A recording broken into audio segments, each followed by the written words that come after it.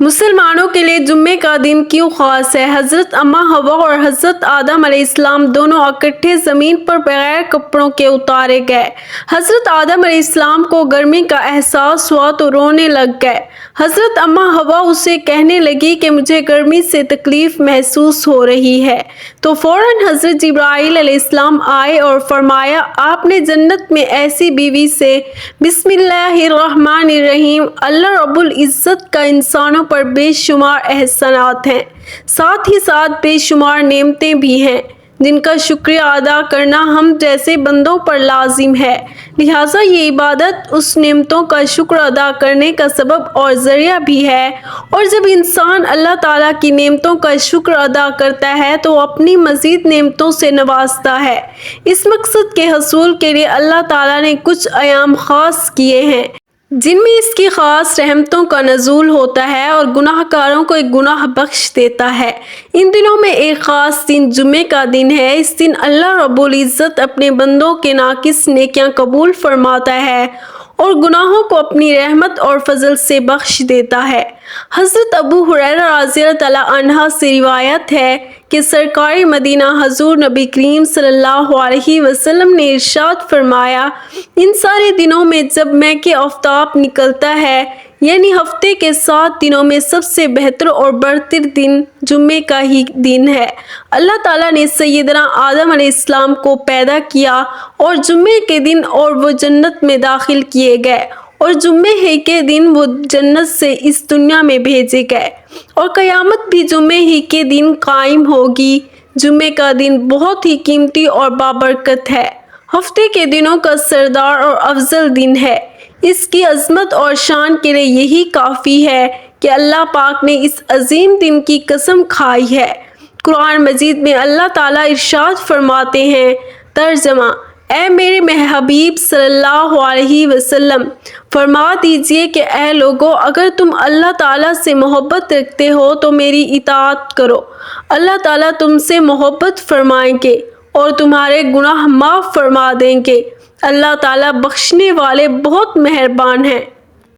اور اسی طرح سورۃ الاحزاب میں ارشاد فرمایا کہ یقیناً تمہارے رسول پاک صلی اللہ علیہ وسلم کی ذات مبارکہ میں بہترین نمونہ ہے۔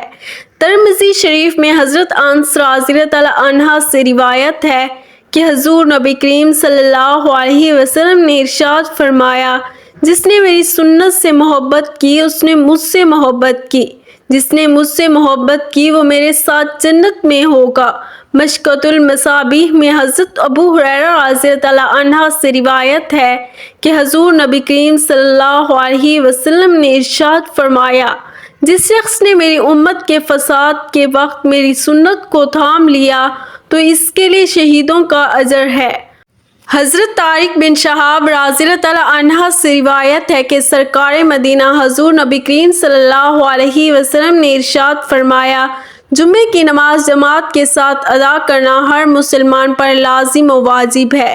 اس وجوب سے 5 قسم کے آدمی میں مستثنیٰ ہے: نمبر 1 غلام، نمبر 2 عورت، نمبر 3 نابالغ لڑکا، نمبر 4 بیمار، نمبر 5 مسافر۔ اس طرح حضرت ابو الجار رضی اللہ عنہ سے روایت ہے کہ سرکار مدینہ حضور نبی کریم صلی اللہ علیہ وسلم نے ارشاد فرمایا، جو آدمی بلا عذر 3 جمعہ سستی اور سہل انکاری کی وجہ سے چھوڑ دے گا، اللہ تعالیٰ اس کے دل پر مہر لگا دے گا، یعنی پھر وہ شخص نیک اعمال کی توفیق سے محروم ہی رہے گا۔ حضرت سلمان فارسی رضی اللہ عنہ سے روایت ہے کہ حضور نبی کریم صلی اللہ علیہ وسلم نے ارشاد فرمایا، جو آدمی جمعے کے دن غسل کرے اور جہاں تک ہو سکے صفائی و پاکیزگی کا اہتمام کرے، جو تیل و خوشبو اس کے گھر میں ہو اسے لگائے، وہ گھر سے نماز کے لیے جائے اور مسجد پہنچ کر اس کی احتیاط کرے کہ جو 2 آدمی پہلے سے ساتھ بیٹھے ہوں ان کے درمیان نہ بیٹھے، پھر جو نماز یعنی سنت و نوافل کی جتنی رکعتیں اس کے لیے مقرر ہوں وہ پڑھے، جب امام خطبہ دے تو توجہ و خاموشی کے ساتھ اس کو سنے، تو اللہ تعالیٰ کی طرف سے اس جمعے سے گزشتہ جمعے کے درمیان اس کے تمام گناہ بخش دیے جائیں گے۔ حضور نبی کریم صلی اللہ علیہ وسلم نے ارشاد فرمایا،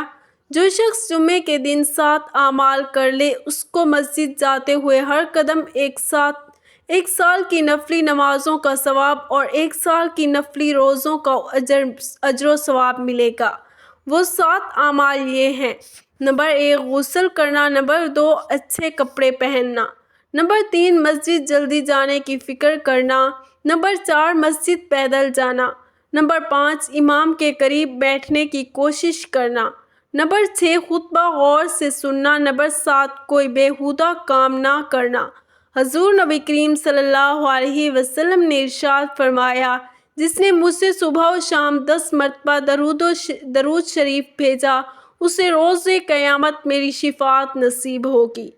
نبی کریم صلی اللہ علیہ وسلم نے ارشاد فرمایا، جو شخص جمعے کے روز سورۃ کہف پڑھے وہ اگلے 8 دن تک ہر فتنے سے محفوظ رہے گا، حتیٰ کہ اگر دجال نکل آئے تو اس کے فتنے سے بھی محفوظ رہے گا۔ حضرت اوس بن ابی اوس ثقفی رضی اللہ تعالیٰ عنہ سے روایت ہے، میں نے اللہ تعالیٰ کے رسول پاک صلی اللہ علیہ وسلم سے سنا، آپ فرما رہے تھے، جو شخص جمعے کے دن غسل کرے اور سر وغیرہ دھو کر اچھی طرح غسل کرے اور مسجد کی طرف جانے میں جلدی کرے اور خوب جلدی کرے، صبح سویرے جائے، پیدل چل کر جائے اور سوار نہ ہو تو امام کے قریب ہو کر بیٹھے اور امام کے خطبے کو غور سے سنے، دوران خطبہ کوئی غلط کام نہ کرے تو ہر قدم پر اسے سال بھر روزہ رکھنے اور قیام کرنے کا ثواب ملے گا۔ حضرت عبداللہ بن عمر رضی اللہ تعالیٰ عنہ سے روایت ہے کہ رسول پاک صلی اللہ علیہ وسلم نے فرمایا، جس شخص کو جمعے کا دن نصیب ہو جائے وہ غسل کرے۔ حضرت عبداللہ بن عباس رضی اللہ تعالیٰ عنہ فرماتے ہیں کہ اسی وقت یعنی اذان جمعہ کے وقت خرید و فروخت حرام ہو جاتی ہے، اور حضرت عطا رحمۃ اللہ علیہ فرماتے ہیں کہ اس وقت یعنی اذان جمعہ کے دن تمام کاروبار حرام ہو جاتے ہیں۔ حضرت سلیمان فارسی رضی اللہ تعالیٰ عنہ نبی کریم صلی اللہ علیہ وسلم سے روایت کرتے ہیں، جب امام بیان کرے یا خطبہ دے سننے والا چپ رہے۔ حضرت اوس بن اوس رضی اللہ تعالیٰ عنہ سے روایت ہے کہ نبی کریم صلی اللہ علیہ وسلم نے فرمایا، جمعے والے دن جامع مسجد پہنچ کر امام کے قریب ہو کر بیٹھے اور خوب خاموشی سے سنے، مکمل چپ رہے۔ حضرت ابو سعید خدری رضی اللہ تعالیٰ عنہ سے روایت ہے کہ حضور نبی کریم صلی اللہ علیہ وسلم نے ارشاد فرمایا، جو شخص جمعے کے دن سورۃ کہف پڑھے اس کے لیے نور روشن ہو جائے گا۔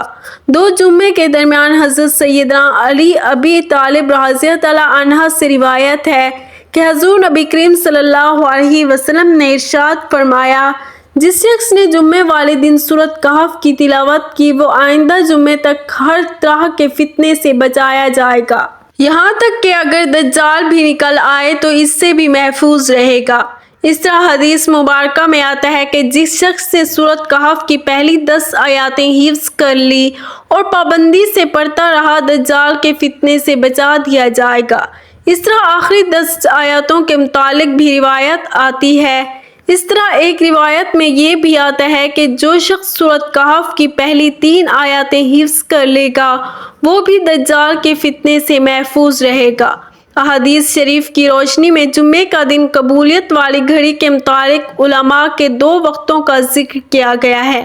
نمبر 1 دونوں خطبوں کے درمیانی وقت، جب امام منبر پر کچھ لمحات کے لیے بیٹھتا ہے، زبان کی بجائے صرف دل ہی میں دعا کرے۔ نمبر 2 غروب آفتاب سے کچھ وقت قبل جمعے کے دن دعا مانگنا، خاص کر دونوں خطبوں اور عصر سے مغرب کے درمیان واضح ہے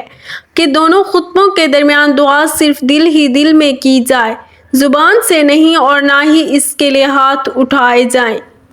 جمعے کا دن حضور اکرم صلی اللہ علیہ وسلم کے غلاموں اور امتوں کے لیے رحمت و بخشش کا ذریعہ بنایا گیا اور اسے سید الایام کہا گیا۔ جمعے کا دن میں ایسی مقبول گھڑی ہے جس میں اللہ تعالیٰ کا کوئی بندہ جو کچھ اس سے مانگتا ہے وہ اسے عطا فرما دیتا ہے، اور جو وہ دعا کرتا ہے وہ قبول ہوتی ہے۔ جمعے کے دن قبولیت کی گھڑی اس وقت شروع ہوتی ہے جب امام خطبے کے لیے منبر پر تشریف فرماتا ہے، اور دوسرا خطبہ شروع کرنے سے پہلے یعنی دونوں خطبوں کے درمیان جو بھی دعا مانگی جائے وہ قبول ہوگی۔ دوسری گھڑی عصر کی نماز کے بعد شروع ہوتی ہے اور غروب آفتاب تک رہتی ہے۔ حضرت فاطمہ الزہرا رضی اللہ تعالیٰ عنہا بھی اسی وقت دعا کیا کرتی تھی، اس لیے آپ رضی اللہ تعالیٰ عنہا نے ایک غلام مقرر کر رکھا تھا، وہ جمعے کے دن اس قبولیت کی گھڑی سے آپ کو آگاہ کرے۔ چنانچہ جب وہ غلام آپ رضی اللہ تعالیٰ عنہا کو آ کر آگاہ کرتا تو آپ سارے کام چھوڑ دیتی تھی اور دعا کرنے میں مصروف ہو جاتی تھی۔ اس لیے جب اللہ تعالیٰ نے حضرت موسیٰ علیہ السلام کے سامنے جمعے کے دن کی عظمت ظاہر فرمائی تو انہوں نے التجا کی کہ یہ دن انہیں عطا فرمایا جائے، جو اللہ نے فرمایا، اے موسیٰ، یہ دن تو میں نے حضور نبی کریم صلی اللہ علیہ وسلم کی امت کے لیے خاص فرما دیا ہے، اس لیے آپ کو عطا نہیں کیا جا سکتا۔ حضرت ابو ہریرہ رضی اللہ تعالیٰ عنہ سے روایت ہے کہ سرکار مدینہ رسول پاک صلی اللہ علیہ وسلم نے ارشاد فرمایا،